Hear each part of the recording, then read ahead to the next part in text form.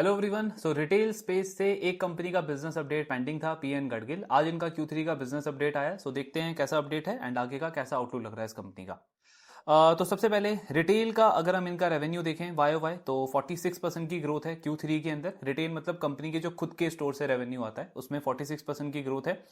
Then इनके जो बाकी के कोर बिजनेसेस हैं जैसे ई कॉमर्स हो गया, फ्रेंचाइजी हो गया, इनको भी अगर हम ऐड करके देखेंगे तो भी कंपनी का वाई वाई 46% का रेवेन्यू ग्रोथ है। ई कॉमर्स में 138% की ग्रोथ है।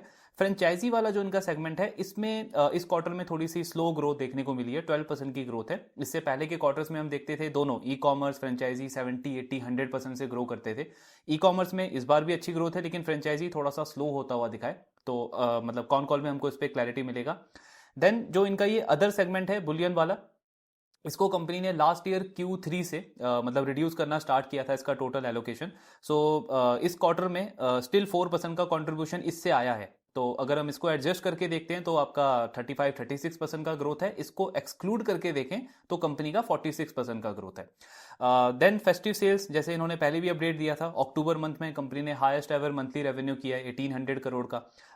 उसके अलावा अगर आप देखोगे प्रोडक्ट मिक्स तो कंपनी का स्टड रेशियो इंप्रूव हुआ है 8.4% पे। एसएसजी भी स्ट्रांग है, 32% का एसएसजी रहा है। टाइटन का 33% था, कल्याण का 27% था। तो उन्हीं के आसपास कंपनी का परफॉर्मेंस आया है। स्टोर ओपनिंग अगर हम देखें तो इस पूरे क्वार्टर में कंपनी ने सिर्फ 3 स्टोर्स ओपन किए हैं और टोटल स्टोर आप देखोगे तो 66 है।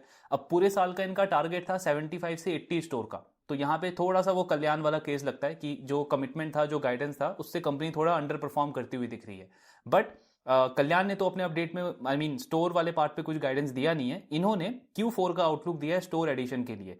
सो मैनेजमेंट का बोलना है इस क्वार्टर में, जनवरी से मार्च वाले क्वार्टर में 12 to 14 स्टोर्स हम प्लान कर रहे हैं इस क्वार्टर के अंदर। तो हमारा टोटल स्टोर जो है वो 78 से 80 के आसपास हो जाएगा। यानी कि ये जो ऑनगोइंग क्वार्टर है इसमें कंपनी थोड़ा सा एग्रेसिव स्टोर ओपनिंग के लिए देखेगी। 12 से 14 इसी क्वार्टर के अंदर स्टोर ओपन करने को देख रहे हैं।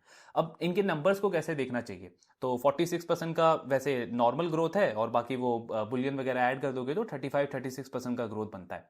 अब दो तरीके हैं। पहला तो है कि मैं सिर्फ नंबर्स पे कंपेयर करूं इनको, लाइक गडगिल हो गया, सेनको हो गया, तो वहां तो मुझे दिखेगा कि गडगिल ने अंडर परफॉर्म किया है, खराब परफॉर्मेंस है, क्योंकि सेनको ने 51% किया।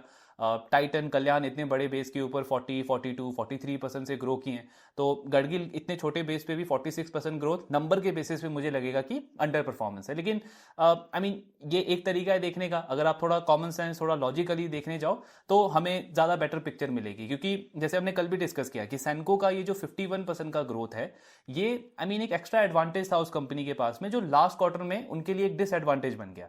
जैसे Q2 में हमने डिस्कस किया था और मैनेजमेंट ने भी, आई थिंक कल या आज उनका इंटरव्यू भी आया है, तो उन्होंने भी यही चीज, सेम चीज बोली कि ये जो 51% ग्रोथ है ये एडवांटेज हमारा Q2 की वजह से आया। Q2 सेनको का बहुत खराब था।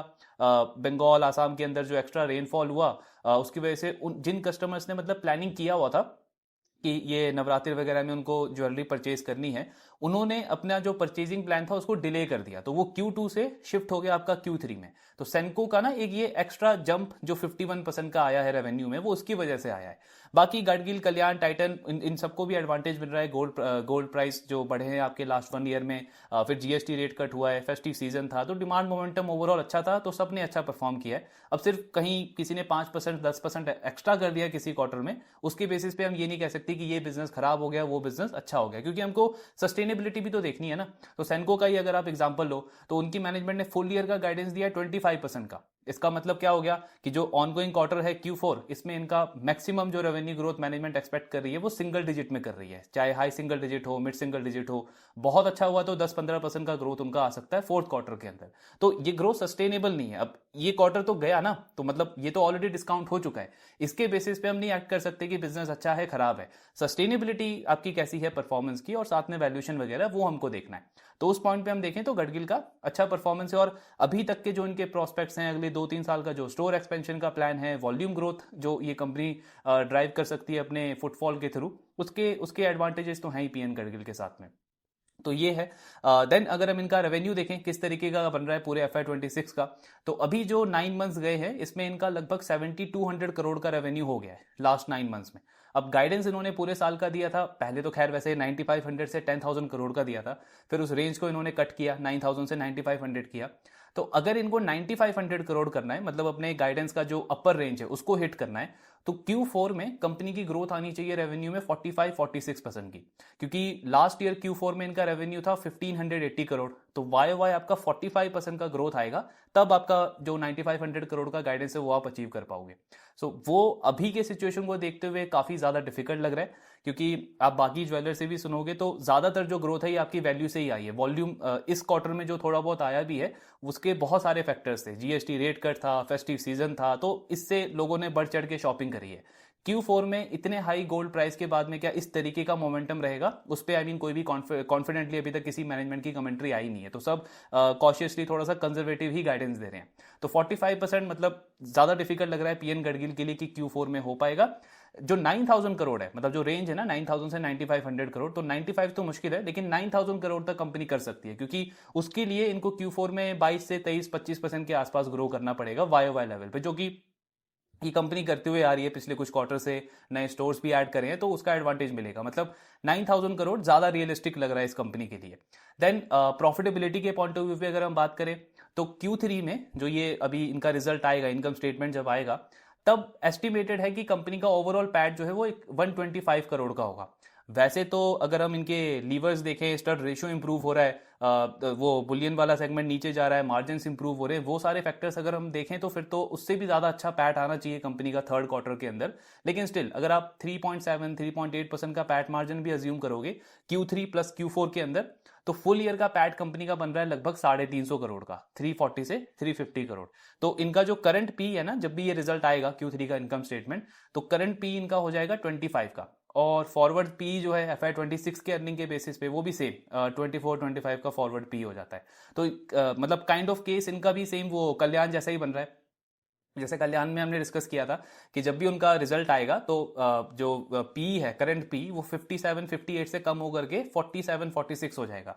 तो अगर हम ये अज्यूम करें कि इनके इनके स्टॉक को भी मार्केट ये सेम वैल्यूएशन देता है 30-32 का पी, तो उसका मतलब जो करंट पी इनका हो जाएगा 25 का, वहां से लगभग 20 से 25% का सिर्फ वैल्यूएशन अपसाइड है, अगर वही सेम पी देना है मार्केट को इसके स्टॉक को। तो ये कल्याण के साथ में भी है और इनके साथ में भी है।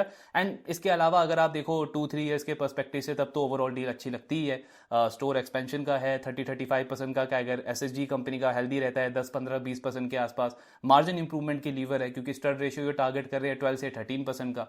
तो ओवरऑल डील ठीक है। बस एक बड़ा रिस्क है इनके साथ में कि ये जो महाराष्ट्र के बाहर जो एक्सपेंशन वगैरह कर रहे हैं, उसमें अगर रिस्पॉन्स अच्छा नहीं आता है कंपनी का, वहां पे अगर पे बैक पीरियड ब्रेक इवन करने में कंपनी को ज्यादा टाइम लग जाता है, आपका कैपेक्स बढ़ेगा, आपका रिटर्न रेशियो इंपैक्ट होगा, ग्रोथ ऑटोमेटिकली आपकी स्लो हो जाएगी। तो वो एक रिस्क है इस कंपनी के साथ में। हालांकि अभी तो जस्ट इन्होंने एक्सपेंशन स्टार्ट किया है, इनिशियल रिस्पॉन्स मैनेजमेंट ने जो लास्ट कॉल में बताया कि अच्छा आ रहा है, बट अभी इस क्वार्टर में इन्होंने और एक थिंग, आई थिंक बिहार के अंदर भी एक नया स्टोर ओपन किया है, तो वहां पे कैसा रिस्पॉन्स रहता है, वहां पे अगर वो सारी चीजें ठीक चली तो नेक्स्ट 2-3 ईयर्स के लिए तो मतलब पूरे ज्वेलरी स्पेस पे हमने डिस्कस किया है कि काफी इंटरेस्टिंग डील हो सकती है पीएन गडगिल के अंदर। अभी तक चीजें अच्छी हैं, ये अपडेट भी अच्छा है। बाकी जब रिजल्ट आएगा, कॉल आएगा, और डिटेल में डिस्कस करेंगे। आपके जो भी डाउट्स है शेयर करते रहिए। Thank you very much.